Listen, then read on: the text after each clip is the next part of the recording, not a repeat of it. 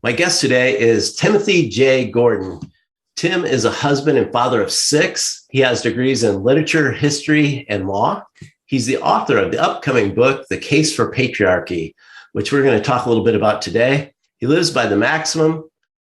Solemnity flows out of men naturally, but laughter is a leap. It is easy to be heavy, hard to be light. Welcome to the show, Tim. Oh, thanks a million, Jeff. Great to be here. How did you come up with that maxim? Well, that's G.K. Chesterton, and it's absolutely true. You know that in dark times like these, people that are truly red-pilled and based, as the youth say, are the ones that understand it's a dark world out there, and gallows humor is the only way. If you don't laugh, you cry. Is another way of saying that, and it makes a lot of sense to me. I think it speaks to the soul. A lot of things in the world today we could cry about. Yes, sir. Almost nothing but bad news on a steady torrent of horrible news from the secular humanists who have infiltrated all of the institutions. It's been a long march through the institutions, and the last one to fall has been the church, though of course it hasn't fallen in the sense that we're protected against it. And that's solid ground to cry. But, you know, the men in society are responsible to smile back and say, do your worst. So as I was going through and previewing the book, Tim, I was thinking, gosh, this is a great book for the year of St. Joseph, because I look at St. Joseph as the ultimate patriarch. Absolutely. Yeah. Think about it this way. The Virgin Mary is the ultimate human being, the best, the highest non-divine human being who ever walked the earth. But she answered to a boss. And that boss was probably the second greatest of all the saints, Saint Joseph.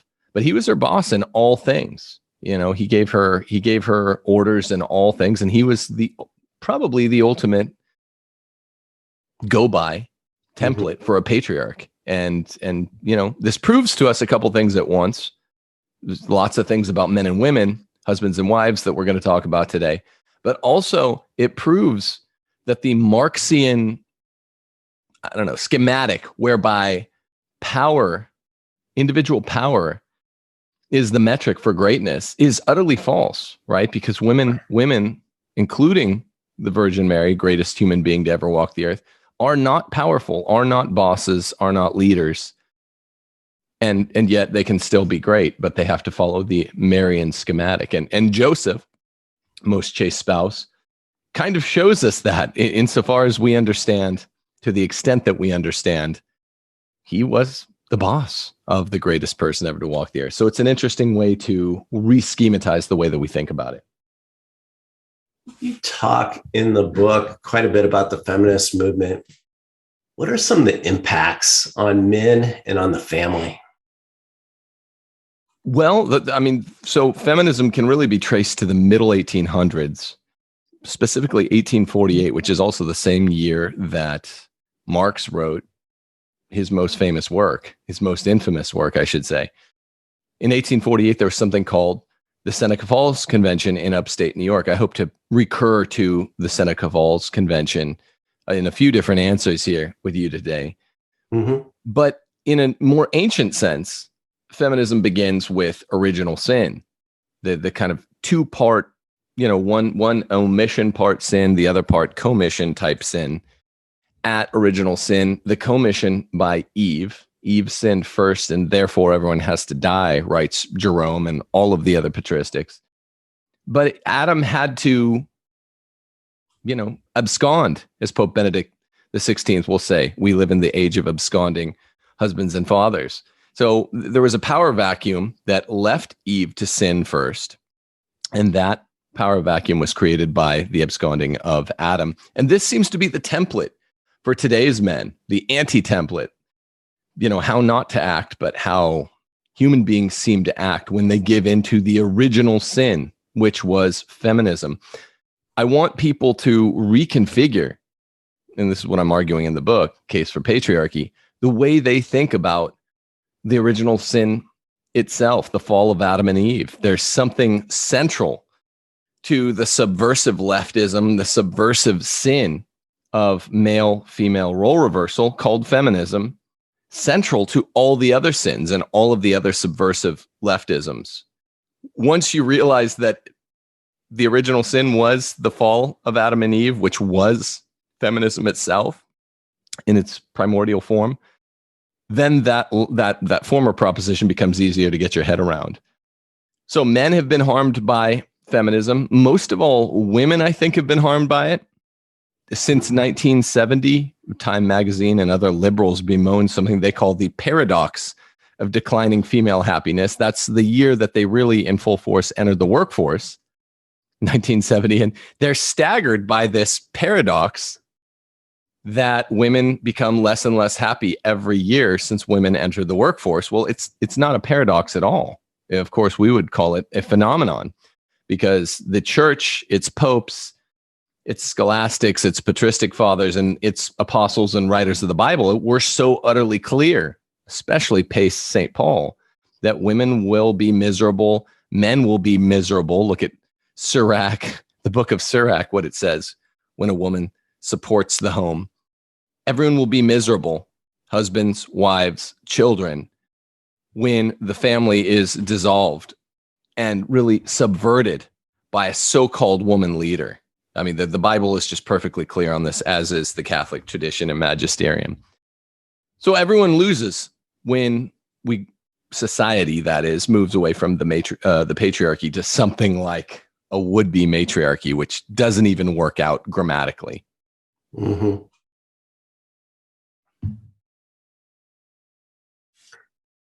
You talk about Marxism a lot in the book. How's it involved in the movement of the feminist movement? Marxism is more contemporaneous with the I'd say the coming out of first wave feminism. Like I say, 1848 is kind of the coming out party of both movements. Mm-hmm. You know, is it direct causal overlap between them? Probably not. Mm-hmm. Does Marxism advert to feminism, which underlies it? Like I say, I trace feminism as the ultimate of all the subversive leftisms. It's definitely the sort of DNA, RNA of homosexualism and transgenderism. All you're doing is you're saying that the sexes can be fungible when you posit first wave feminism. You move that into the theater of the bedroom, and then you have homosexualism. Well, if a man can act like a woman, he can act like a woman in the bedroom. You have homosexualism.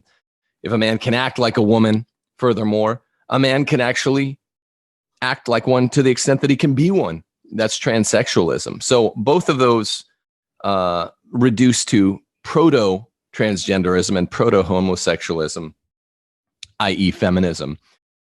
And that's a little bit more linear a connection.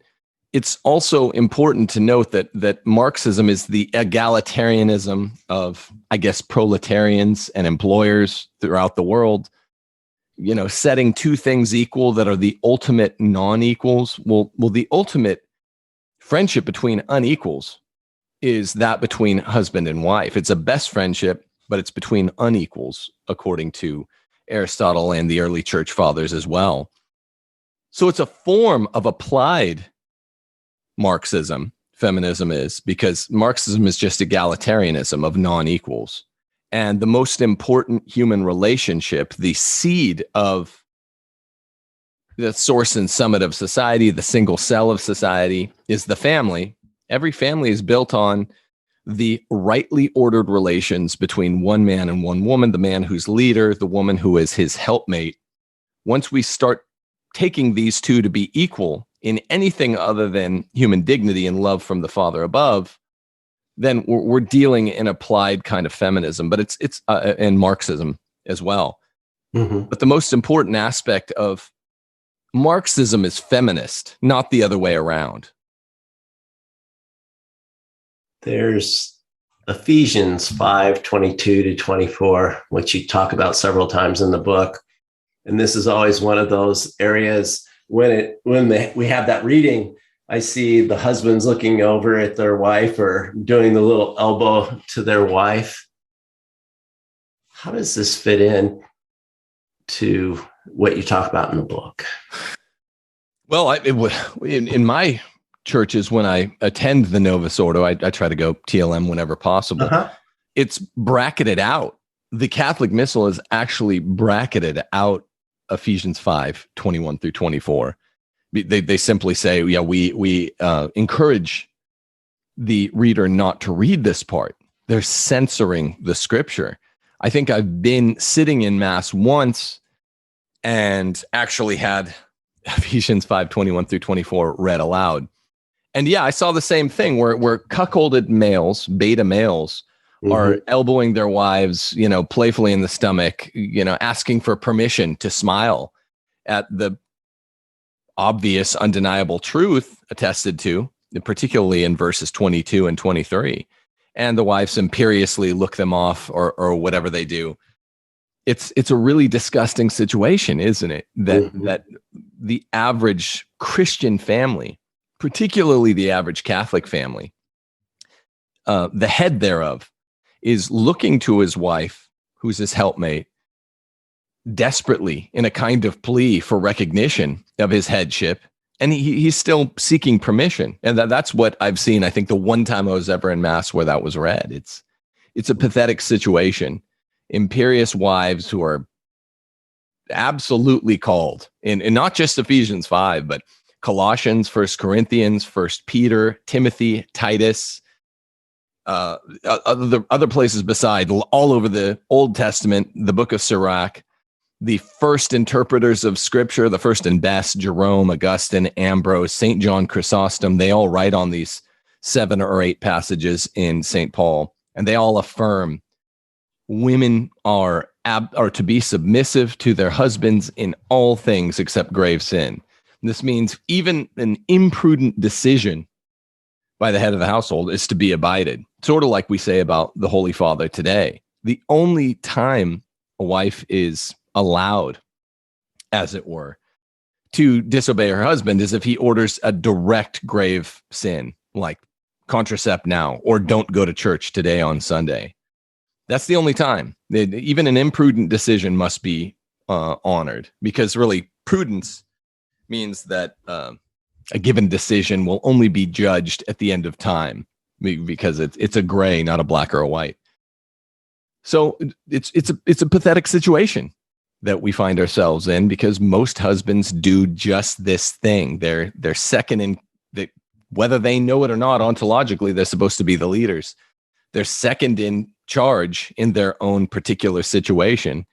They're awkwardly eyeing, the person who is their subordinate, their wives, sheepishly, mawkishly smiling about something that's not even funny. It's just a plain statement of nature and of supernatural expression of nature, the way God made us.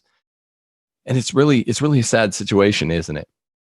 It is, and it's very countercultural to the way the culture is today, because the culture today would be your equals. Yeah, culture would dither between a position of expositing women as the equals of men, and really what's insinuated is the other position they dither to, which is that women are superior to men in the measures of malehood, right? In the measures of strength, speed, swiftness, hand-eye coordination, leadership type decision making, those 6 or 7 things. And men are all clearly designed by nature to be superior at that. We're going through the Olympics right now, and they won't show male sports on NBC. I mean, they simply won't. It's 3-1. Because I turn it on and I've got like female boxing is on, and then there's female handball or whatever. And some of these sports are more male sports, that they're like wrestling, boxing. To me, those are male sports, but they aren't showing. I haven't seen any male boxing. I haven't seen any male wrestling. All I've seen are the female sports on there. Right. Well, and all sports are male. All sports are training for the military. And we've been conned into believing that there are even female sports. This doesn't mean it should be illegal for a girl to pick up a basketball, but I mean, look at the latest marketing campaign by the WNBA. Every season out of the 25 that the WNBA has existed, they've been in the red. They're a leech upon the NBA, and yet they complain that they're not paid anywhere near equally. Well, these girls should consider themselves lucky that they get paid to play basketball at all and get paid a red cent, because the league, the WNBA, doesn't turn a profit. It's in the red every year, 25 times out of 25. Why? Because no one wants to watch it. And the newest marketing campaign goes like this, literally. It's unabashed, and it's the last resort for a research marketer. They say, you have no good reason not to be watching. Now watch us. That's literally in the 26th season what they're selling people. And watch. The American consumer, the American conservative and Christian is so hapless. I'm half convinced it might work, as dumb as this campaign can be. People don't watch the WNBA because it's bad, right? The highlight reel is like watching an SNL skit. It's like, it's tragically comedic that this would constitute a highlight reel. Yeah, you can watch it as comedy alone. Many people by now have heard the 20-year-old story of Karsten Brash, a male professional tennis player who was challenged by both Venus and Serena Williams one day about 20 years ago. ESPN released the story and then quietly muted it 20 years ago. Karsten Brash was challenged by Serena Williams. She thought, hey, I think I could beat the 200th ranked male tennis player. And I checked, and that's what you are. You're around 200th ranked. Do you want to play heads up?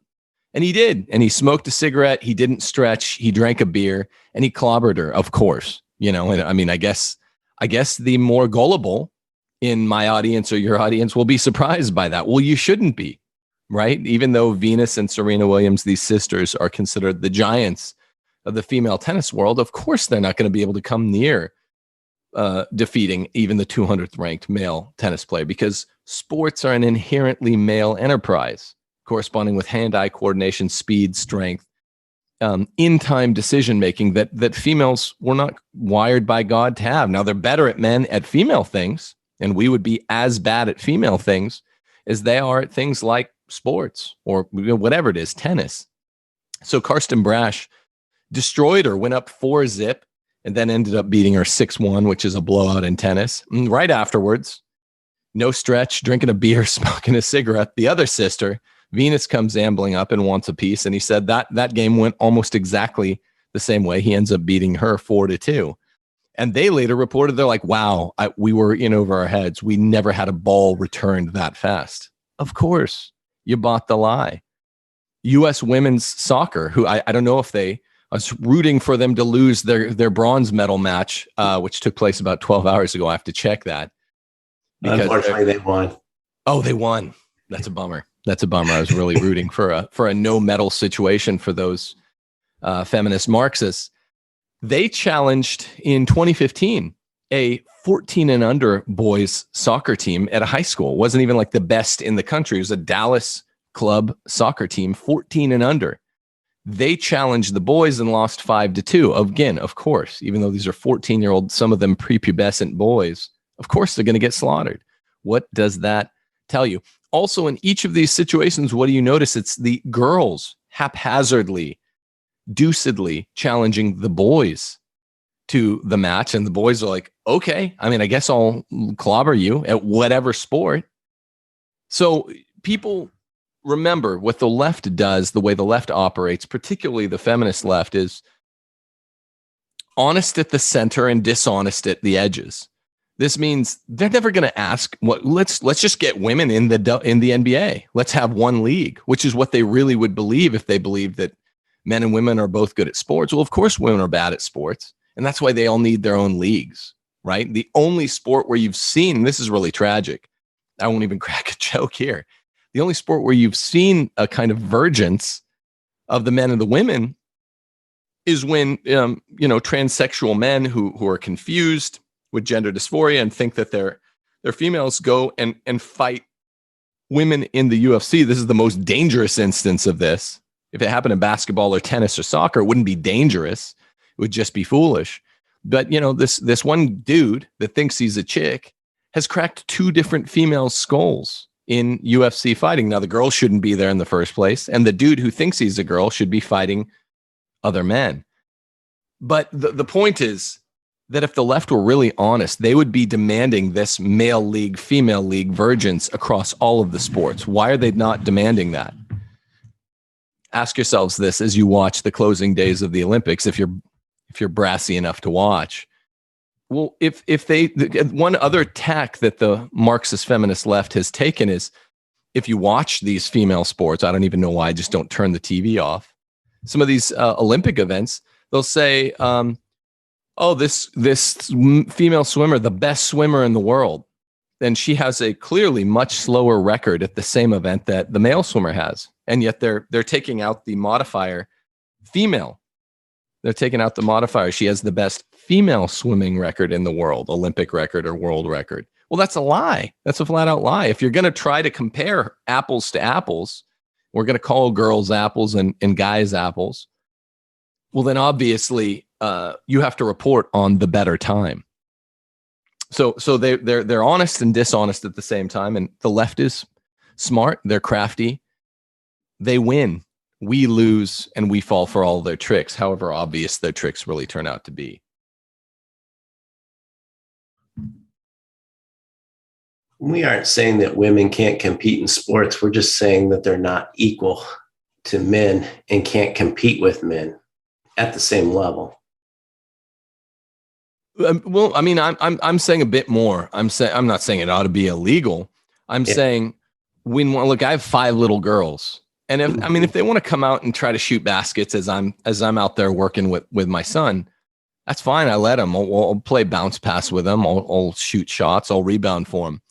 But there's a basic sort of home economics that is being neglected by fathers, by you guys out there. I'm sorry to say, by fathers who allow expectations to get so out of whack in their young boys and their young girls. We have to, as fathers, we have to procreate, we have to educate, we have to play, pray, love, protect, breadwin for our families. But and one of the incipient things we have to do is manage expectations. What does this mean? When one is in charge, we manage the expectations of our subservience. I do it every day. I do it in subtle ways. I do it sometimes in obvious ways, just to let everyone know, look, don't get your hopes up here. You're not going to be doing that.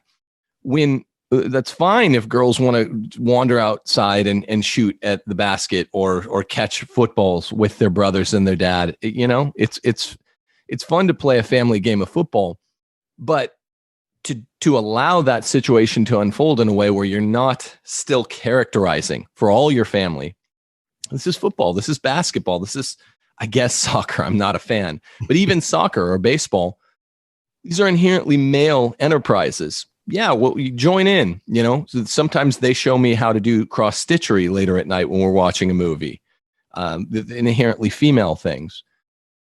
It's interesting. This is part of the charm of the interaction between men and women is, show me your thing. I'll show you mine. I'll kind of join in. I tried to cross stitch once. It wasn't any good, but we need to manage expectations by saying, look, this is a male thing. Don't expect to be good at it. There's a reason. There's a telos, as the Greeks would say, a telos and an ergon, a meaning, a goal, and a form to the fact that men are so much better at sports, so much better. It means something, right?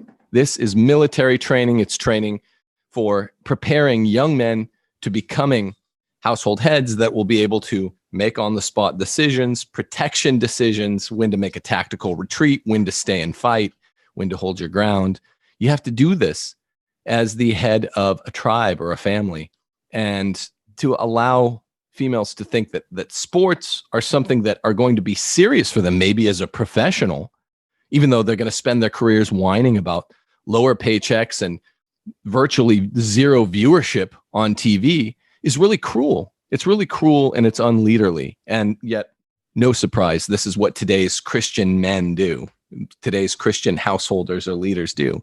They're afraid. They truckle to their subordinates, and they're not delivering the loving, charitable message that they need to be delivering across the board. And sports is just the newest area of failure. I said the church is the last institution to be stormed by the left. I think really it's sports. That's happened more and more over the last 10 to 15 years. Sports is kind of like a religion, right? Yeah, it shouldn't be, but I mean, it's sad that for many secularists it is. It is nevertheless not religion, not nearly as important as the one true faith, but it does have important implications for the way for teaching men to be men, and for having cheerleaders, supportive women on the side. That helps to teach women to be women. Now, I no girls when I taught high school ever wanted to be cheerleaders anymore. It was a small minority. When I was in high school, and I'm not that old, in Texas, all the pretty girls, all the popular girls wanted to be cheerleaders. This is a common thing throughout American experience over the last century. That's going by the wayside. Why? Because it accords with Christian complementarianism, meaning, look, the men are the ones doing the inherently dangerous thing, catching end zone passes in the football game. The women are on the sidelines cheering for them, looking pretty. I know this is deeply offensive to the Marxian feminist left. Why?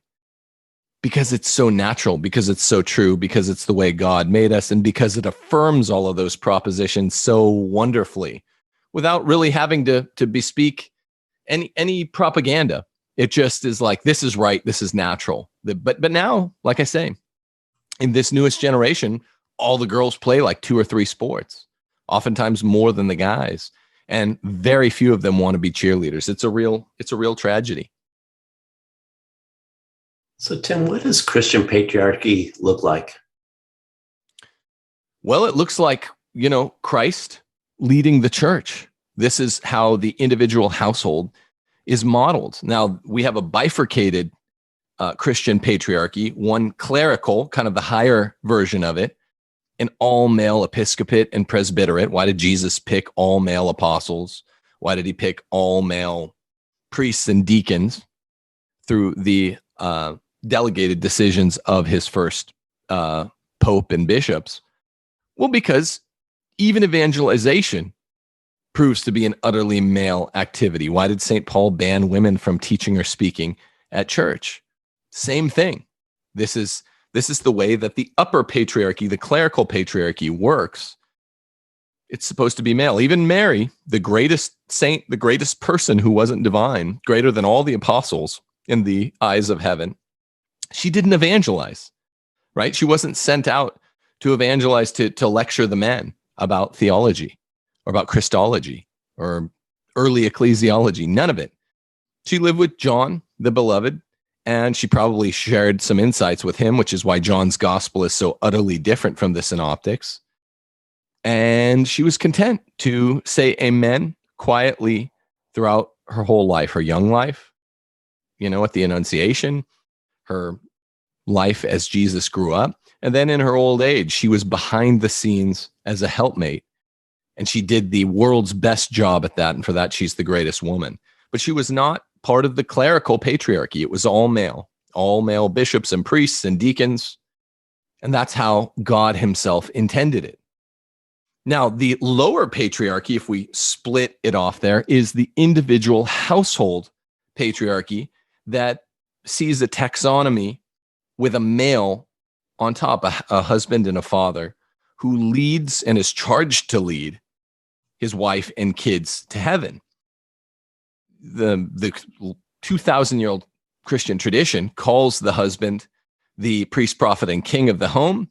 John Paul II even called the male the priest of the ecclesiola, the miniature church, or the church in miniature.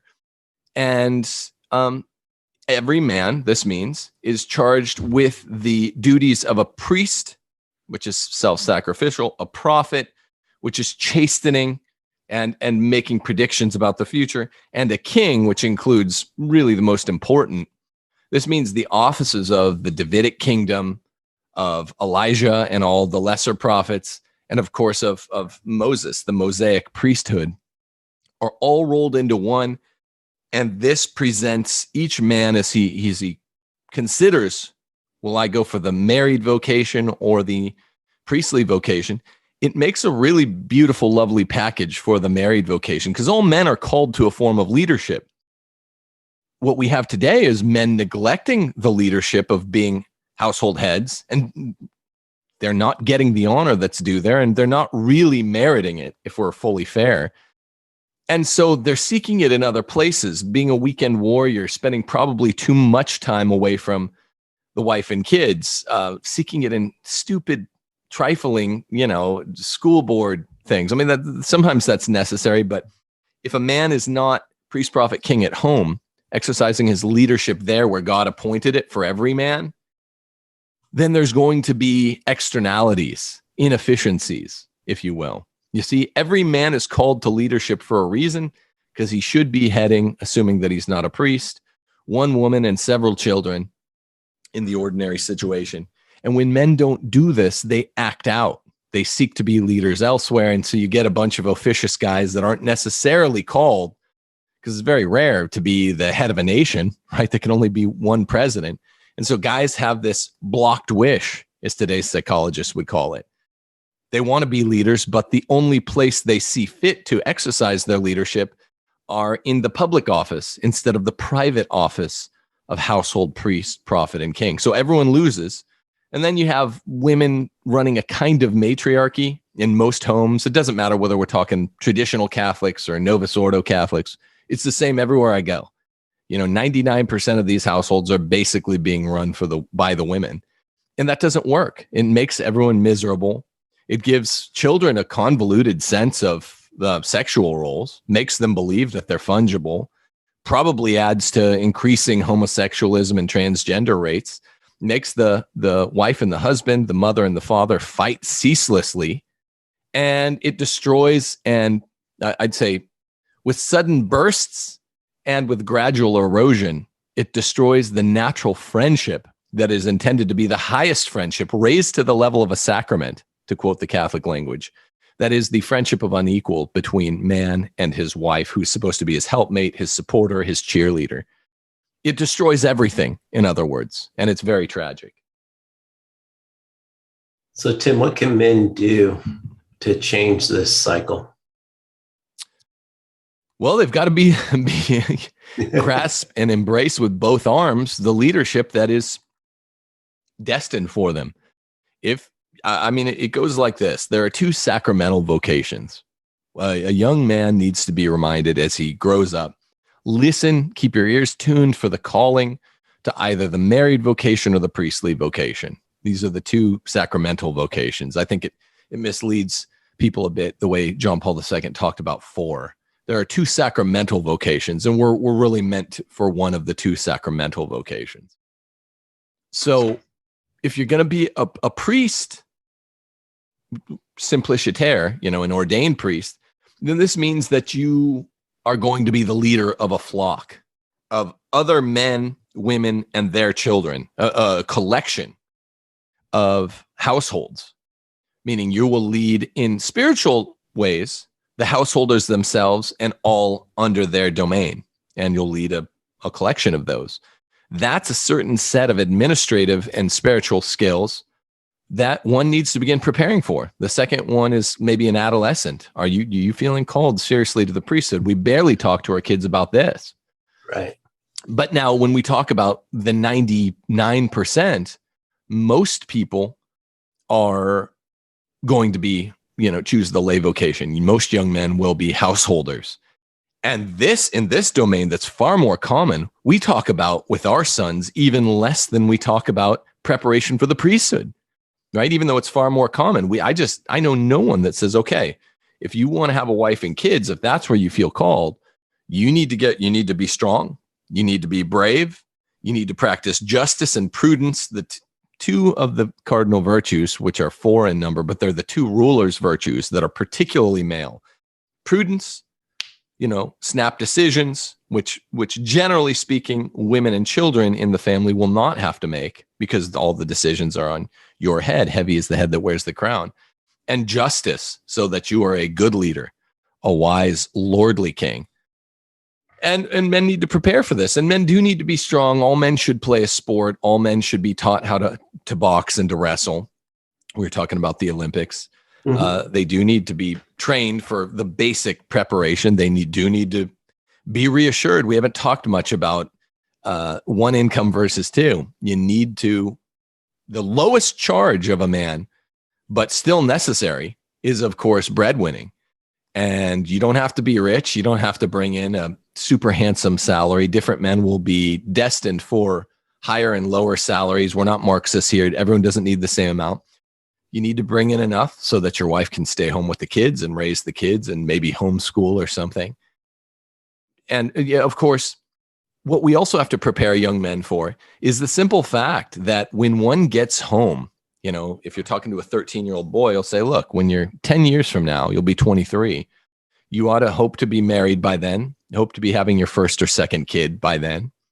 And when you get home from work at 4, 5, 6, whenever it is, depending on what kind of work you'll eventually do, that's when your vocation really begins. You've only dealt with the lowest aspect of, functionally speaking, of your vocation. Okay, you got up, you're not a slouch, you went to work. It doesn't really matter what kind of work you do or exactly how much you bring in. You're checking the first box, breadwinning.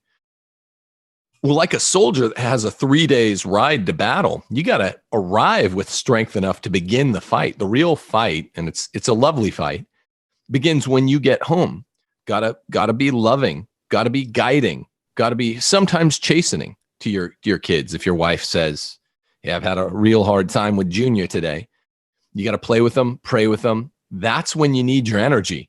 So being a male householder is a very careful balance between, okay, I've got this 3 days ride to war. That's what you're doing from 8 to 5 or whatever your workday is. But then when I get to the battle, the real battlefront, not in a bellicose way, is the home place. You arrive, and that's where you got to teach.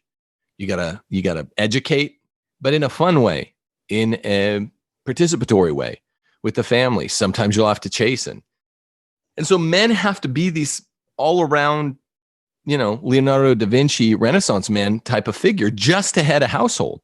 Now, you don't hear this by the left because the left is utterly committed to stripping away what dignity in the family remains, which isn't much by the 21st century, but it's the married with children view where women are unhappy, men are unhappy. Just think of that theme song from Married with Children, right? Which is a satanic anti-family spoof, right? Well, it's the utter difference. It's the utter opposite from that. Men have to arrive at home and dignify their homes, which have been kept beautiful and flowing and going and happy by a woman who stays at home and beautifies it and takes care of the kids. And now you have to go home and sort of do your job, which is teach and love and chasten the kids and pay attention to your wives. Too many men that I see have, they're sort of cheap, responsive, reactive view of how to reclaim masculinity, even though their wives really do run things behind the scenes, is just to do cigars and whiskey and to spend probably too much time outside of the home.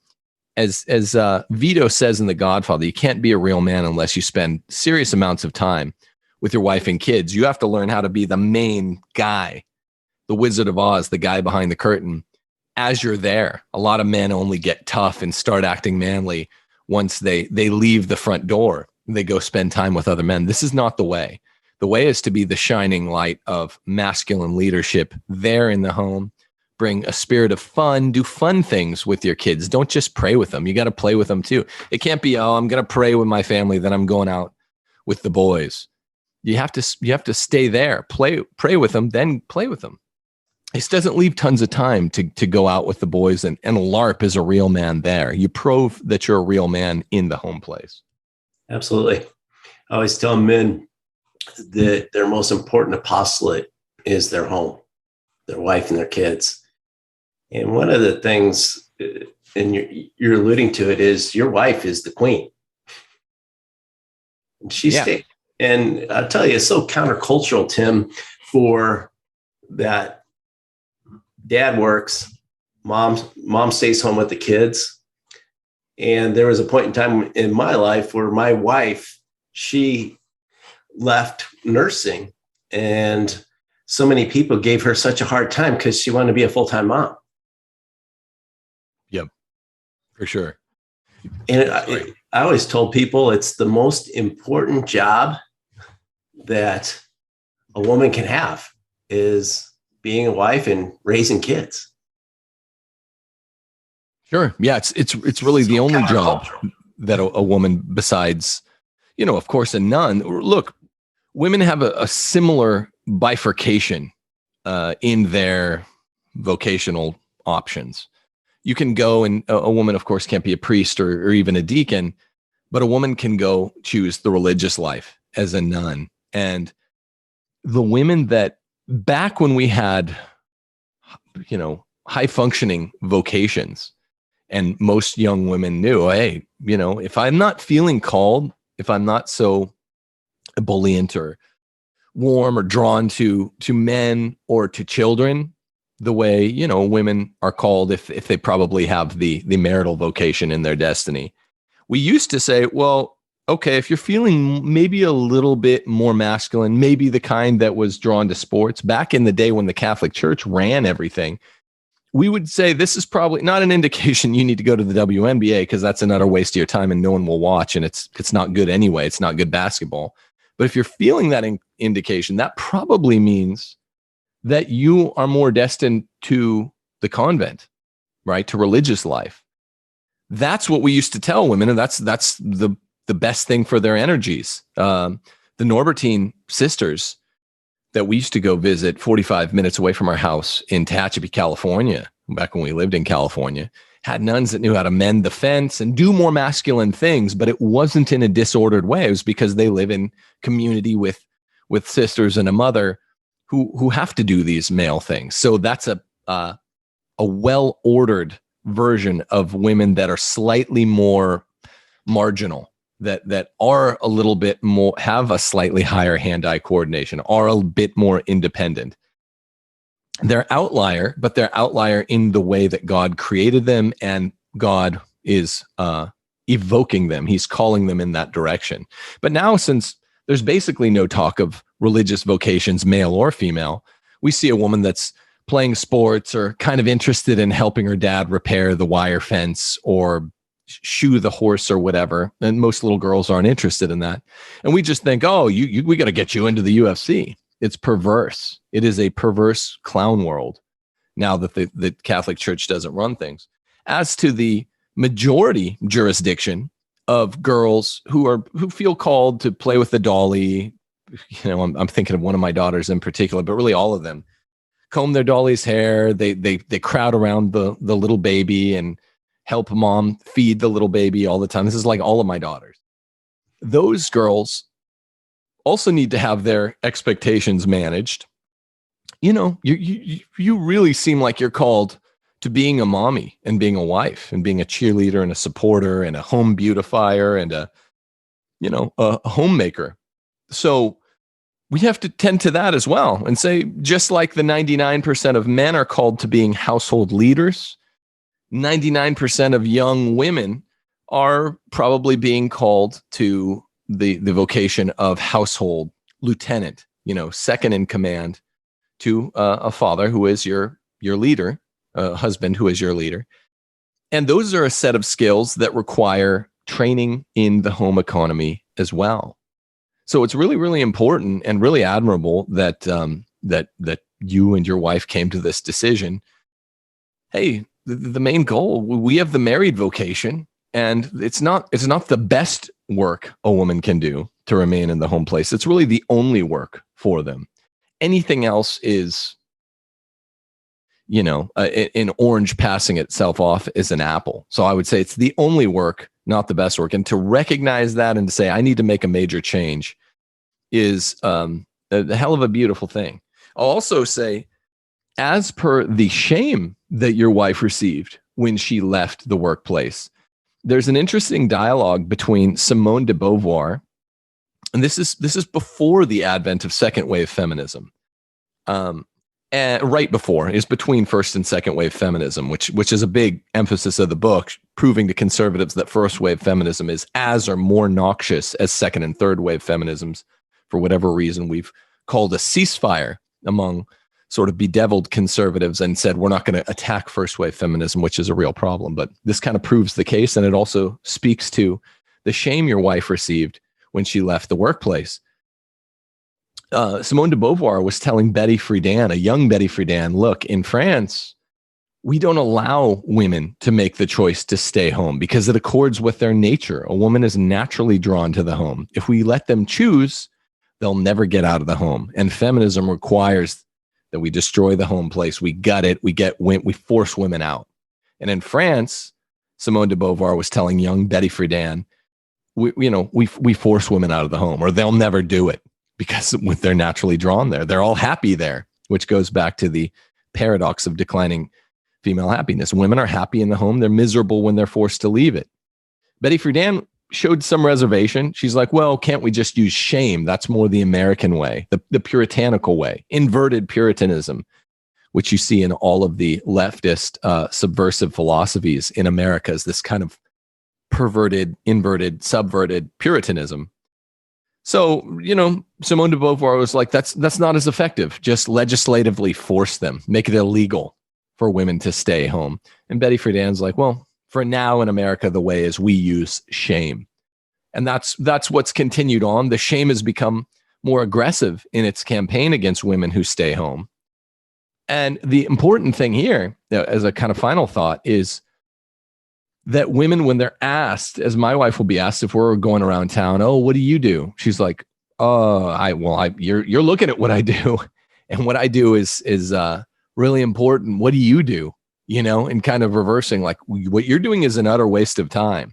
Okay, have some boring job, that ultimately you answer to one patriarch instead of the one that you're supposed to, your husband, is for a wage. And meanwhile, the state is raising your children. The state is mothering your children, and you tell yourself some pack of lies in order to sleep at night. Okay, we have to go on the attack as Christians and as conservatives and as anti-feminists and say, look, full-time mothering is the only way. Increased suicide rates, out of wedlock rates, medicinal rates, the opioid crisis, so-called, is a function of this.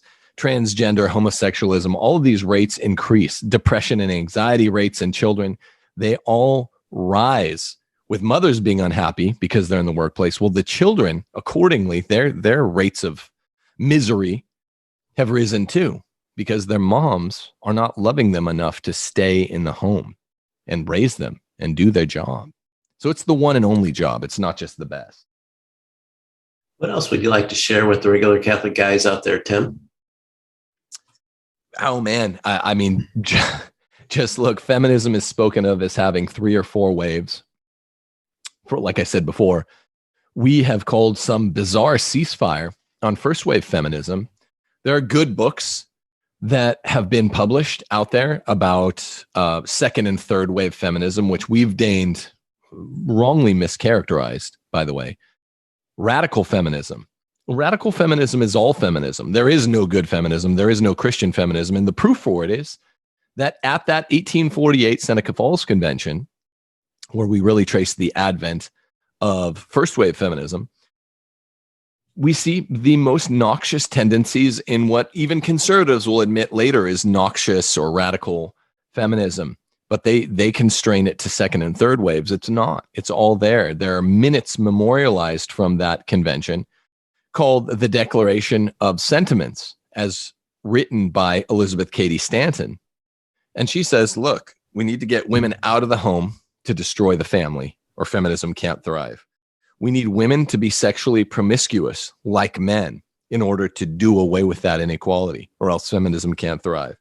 We need women in the priesthood, or else the 6th point is, the point about the franchise voting that most people associate with first wave feminism. But the most important ones are those 5 ones that you never hear about. First wave feminism had all of the seeds of second and third wave feminism, which really bespeaks a truth no one has yet dared to utter, aside from my brother's actually the one that pointed this out to me. He's also working on a different a book with a different emphasis on feminism that says the same point. There are no waves of feminism. It's all bad, and they all have one focus: destroy the family, the way Sister Lucy of Fatima warned Cardinal Carlo Cafara. And he repeated this in 2017, shortly before he died. This is the last attack of Satan on humanity, the most aggressive, the most bald-faced, the attack on the family. So, Tim, you have a new book coming out. When's the book come out? Well, it's on pre-order now. Sophia Institute Press is the publisher. They're a purveyor of great Catholic books. And you can get it on sophiainstitutepress.com. You can also buy it on Amazon. The book, its pub date is actually October the 1st. But if you order it now, a lot of times it gets there 2-3 weeks early. So you could be getting your copy in the mail anytime in September. There's a little bit of randomness to when you actually receive it. It's a great book, though, and it's saying things that it's well researched, if I can say that. You know, tons and tons of citations, and Very well documented. Yeah, thank you. Thanks. It's not just a bunch of opinions. It's mainly a collection of undeniable Christian truths from Scripture and the first interpreters of Scripture, known as the patristics. Also, that a bit more of that history of feminism that's untold. First wave feminism is as wicked as the other ones. The last half of the book is about what to do about it. And I have lots of suggestions, practical suggestions. So it's not just a downer telling us how sick we are as a society. It's also providing the way out, the medicine. Awesome. Thanks for being on the show, Tim. Thanks for having me. It's been great to be here. I really appreciate it. God bless. God bless you too.